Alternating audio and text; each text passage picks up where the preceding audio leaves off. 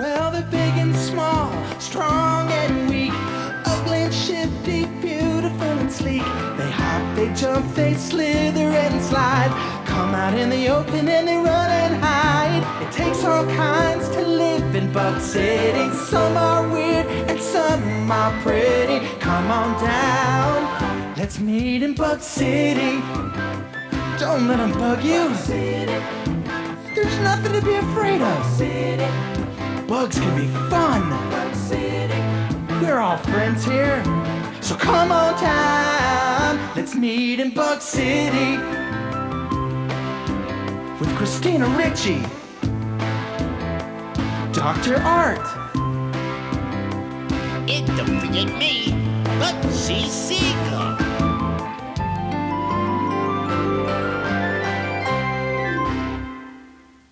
Hi everybody and welcome to Bug City. We have here today Dr. Art Evans, Bug City's own entomologist. That means insect expert.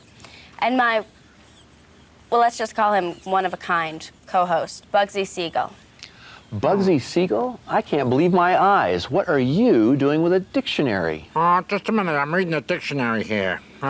Somebody said that the food that I eat is really gross. So I'm just looking up the word in the dictionary. Listen to this. I found it. Gross.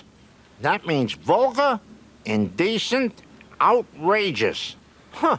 They must have meant somebody else. The food that I eat is delicious, yummy, lovely to behold. It's why they call them groceries, I But guess. Bugsy, you know what? Our show today is about really gross bug stuff. Because gross can be very, very interesting. Absolutely. Some of the behaviors and habits of insects might appear gross to us, but in nature's plan, there is a good, in fact, vital reason for everything you're going to see on today's program. Now I have to give you a little warning. We're about to show insects doing some pretty hideous looking things. That's why we're calling today's Bug City really gross bug stuff. So if you're squeamish, you might want to watch like this. Okay, Christina. Bugsy, are you ready? Oh, Bugsy, don't tell me you're scared. Me? Scared? No, I'm just reading my palms. But I Ready can't... or not, here we go. This tiny wasp is about to turn this giant hawk moth caterpillar into a living nursery by injecting into its soft body the eggs that she's carrying. No matter how much the caterpillar eats, it cannot mature. The wasp larvae inside are absorbing the nutrients as fast as the caterpillar can ingest them.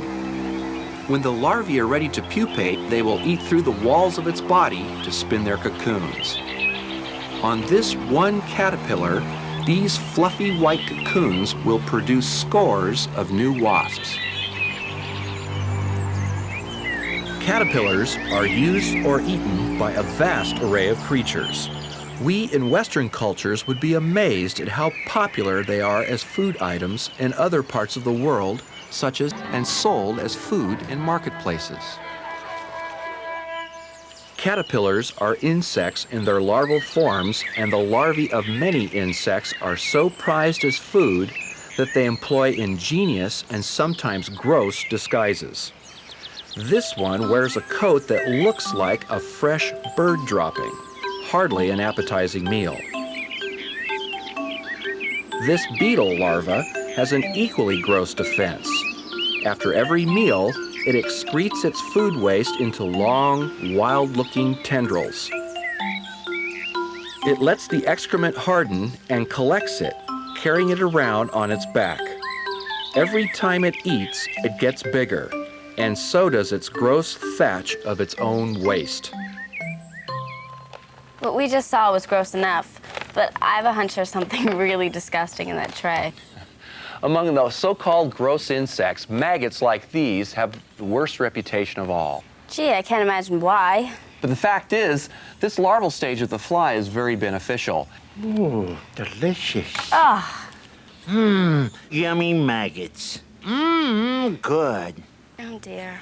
Oh, boy. Those are maggots. Yeah, well, it looks like all white meat to me. All right, that's enough. I get the idea. In the natural order of things, there have to be some creatures on the planet that eat what nothing else would want to eat. You know, like rotting meat, dead bodies, animal poop. Say, Bugsy, Hey, don't look at me. It was way too dirty. But I sure did like to look at those maggots, though. maggots are part of the FBI, fungus, bacteria, and insects, the agents of decomposition. Good. You got any leftovers? Oh, please. These maggots are small fry compared to some of the flesh-eating flies and industrial-sized maggots out there in the real world. Have a look at this. As soon as adult blowflies smell something dead or putrid, they buzz around enthusiastically, knowing they've found a perfect place to lay their eggs. In just hours, the eggs hatch and form a wriggling mass of maggots. They waste no time in getting about consuming the dead flesh that is their first meal. They eat and expand like wildfire, often increasing their body weight 450 times in 3 days. Other flies, like the flesh fly, don't lay eggs at all. They give birth to already formed maggots.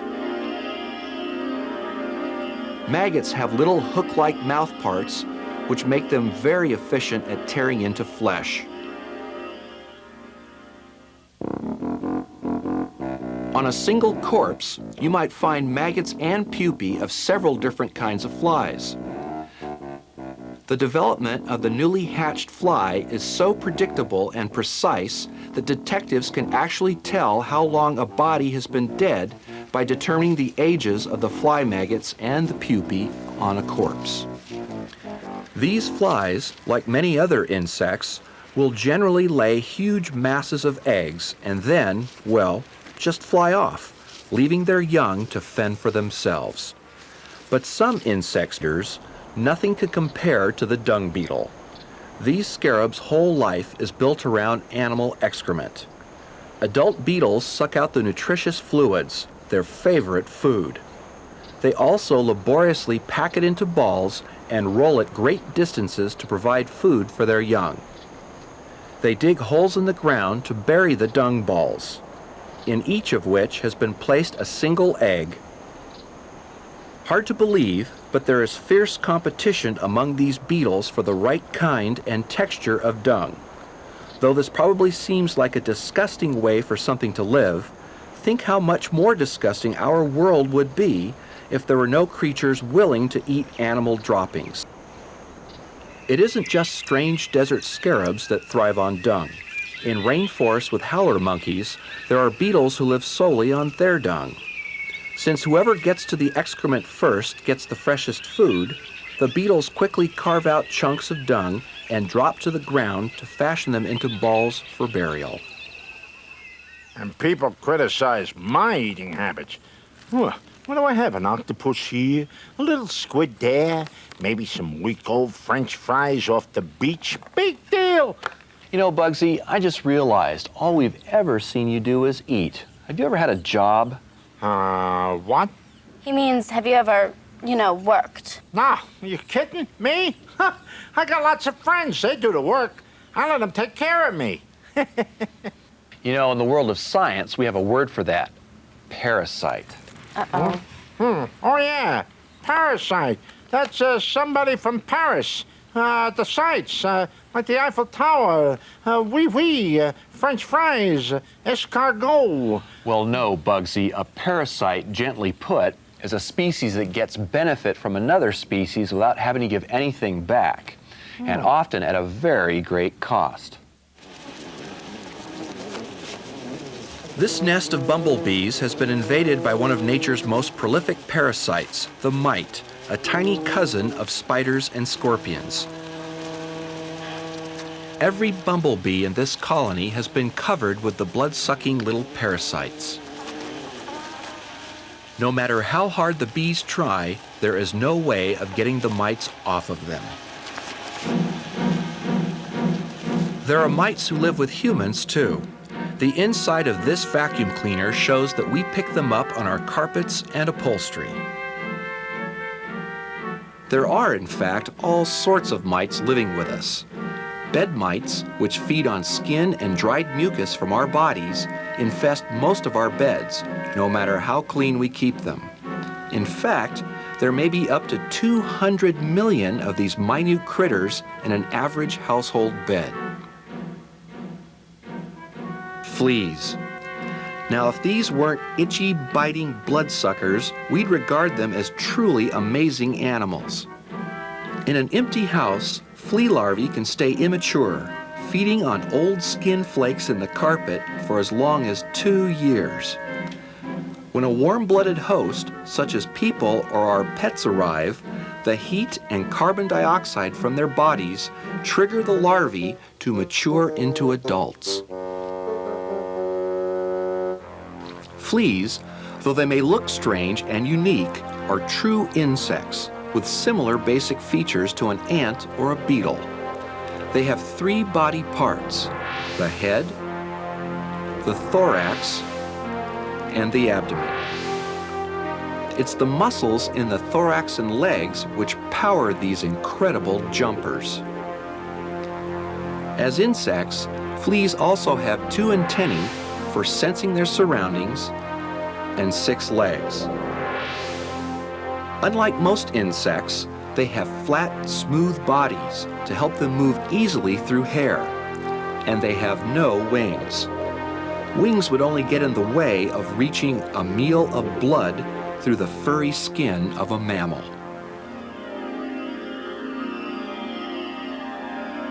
The flea's spring-loaded legs can carry them up to 200 times their own body length. Their leaps would be the equivalent, for us, of jumping 1/4 of a mile into the air. If you pick up a tick outside, you might end up with a serious illness. The tick injects an anesthetic just as it pierces your skin, so that it can drink blood for up to 10 minutes before it's even felt.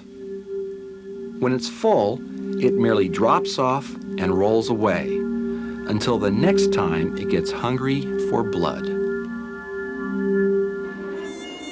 This full-time blood eater, the African tsetse fly, is at least as dangerous as the tick.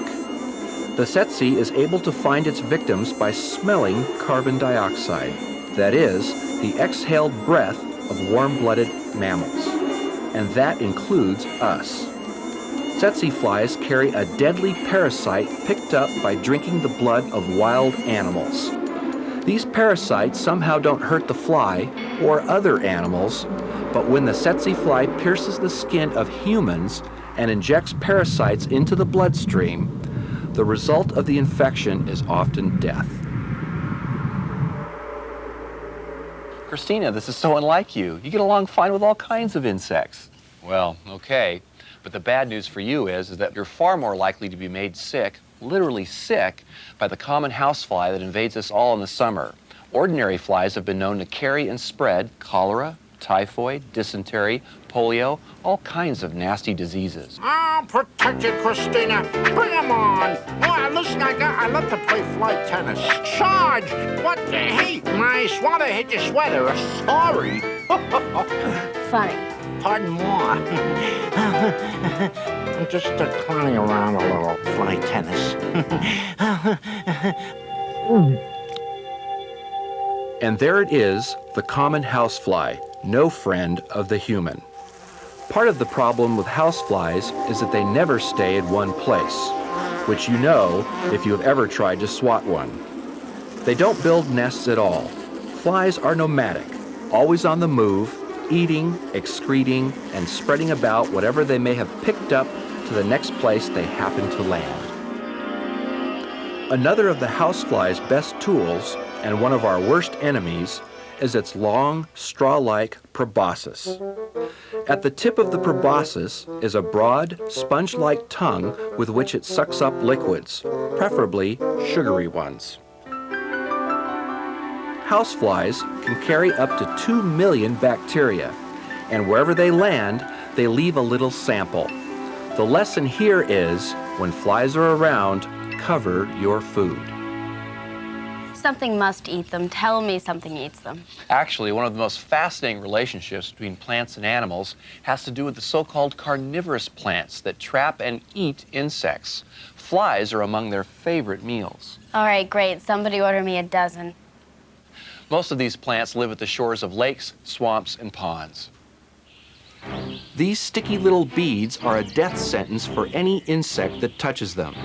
These sundew plants are bristling with hundreds of bead-topped hairs just waiting for a fly. When the fly lands, the weight triggers the sundew's leaf to curl up and begin digestion. These are pitcher plants. They can grow big enough to trap a rat, and their digestive juices are similar to a meat-eating mammal's. The nectaries around the neck of the plant give off an attractive aroma of sweet liquid that lures a fly closer and closer to the watery pit below, where it will meet drowning and death. The best known of the insect-eating or insectivorous plants is the Venus flytrap, which can grow in nearly any warm, moist place. Amazingly, the Venus flytrap only seems to eat flies. Other kinds of insects that wander onto it often pass safely across. Only when two particular trigger hairs are tripped in quick succession will the deadly trap spring shut. The reason you find these insect-eating plants in places like swamps and marshes is that the soil is poor. They don't get enough nitrogen. Those are not actually flowers. I mean, in the sense of ones in your garden or in vases. No, they're plants, really, and the fly-attracting parts are actually specialized leaves. And of course, if you live in the right place, you can grow them in your garden. Oh, that's okay. No thanks. You know, as long as we're already in the swamps, we might as well take a look at the egg masses and larval behavior of two of everybody's favorite flies, the blood-sucking black fly and the mosquito. As soon as the snow melts in spring, before the air even gets warm, the tiny black fly begins to swarm around streams and lakes, waiting to find something to bite. As eggs, they were laid underwater and then hatched into these larvae, which fasten themselves to rocks and catch passing bits of food with these iridescent, fan-like filters. For their third stage of development, they will spin a cocoon, and finally, usually in late April, they hatch out as adults and head for the surface. Another piercing, sucking demon fly of summer which hatches in water is the mosquito. What few people know is that mosquitoes are actually nectar eaters. The males never suck blood, only the female, and then only when it's time to lay her eggs. The blood meal she takes from an animal or a human, in a bite that can last 90 seconds, is to nourish her eggs. The piercing bites of females can inject disease into the bloodstream.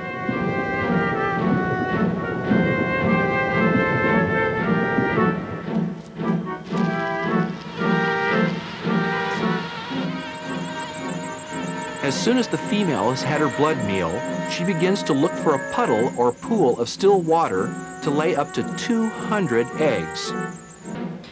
Every female mosquito has 200 babies? Well, only about 1 in 200 survives. I hate to say it, but that's a relief. Though I won't show you how they die, I can show you how they live and how to raise and watch them grow at home.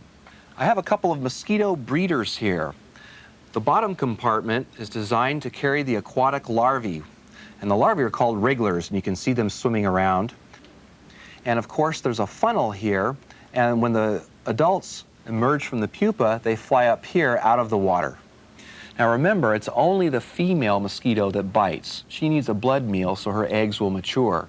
Both the males and females feed on plant sap, and you can actually feed them sugar water and they'll live for several days. Now you don't have to use a special container like this, you can just use a simple jar, but be sure to put a good lid on it. Now when we raise our own mosquitoes, they don't live in very clean water. In fact, the murkier the water, the better.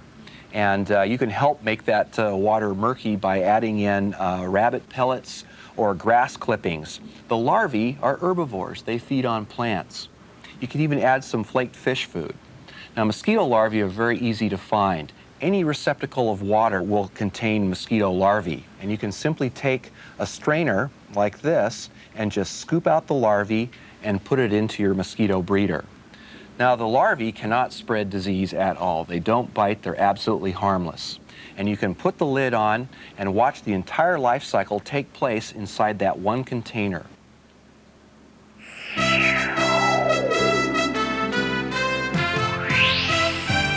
Hey, folks. No, over here. Near the garbage. That's right, it's me. And it's time for some really gross factualities. See, I thought I'd dress up a little since this is my big number. What do you think? Lovely, aren't I? Anyway, I got some stuff to read to you. It's out of these books I got at the library, okay? You're not gonna believe this stuff. Now listen, for example, you listen to this. Did you know that in folk medicine, dried cockroaches are used as medicine to help stop bleeding and even heal bone fractures? That's a fact. And did you know that in some parts of the world, beetle larva is considered a delicacy and is relished as food treats by the local inhabitants? Well, it may be gross, but it still is a factuality. Thank you, Bugsy. That was a great job. Hey, but I'm not even finished here. I'm afraid you are. Huh? Thanks for joining us today in Bug City. I hope you were as grossed out as I was. Remember nature's recyclers. Every creature has a vital role. Bye-bye. See you again. Wonder how long I can stay fresh in this can.